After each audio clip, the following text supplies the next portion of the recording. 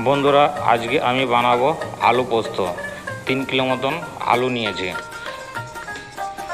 আলুটা একটু লবণ দিয়ে মিশ্রণ করলাম, তারপর তেলে হালকা করে অল্প ভেজে নিলাম, নিয়ে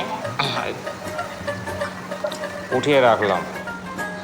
এদিকে আমি পোস্তটা একটু মিক্সচারে ভালো করে বেটে রেখে দিলাম। কড়াতে সর্ষের তেল নিলাম, একটু কালো জিরে ঢেলে দিলাম, আদা বাটা পরিমাণ মতন, কাঁচা লঙ্কা বাটা, এরপর যে আলুটা ভাজা ছিল সেটাকে ঢেলে দিয়ে একটু নাড়াচাড়া করলাম। অল্প পরিমাণে চিনি, একটু লবণ,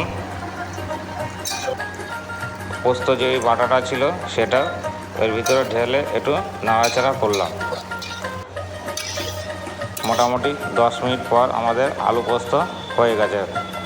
ওটা হওয়ার আগে একটু সরষের তেল, একটু কাঁচা লঙ্কা দিয়ে নামিয়ে দেবো। আমাদের আলু পোস্ত রেডি।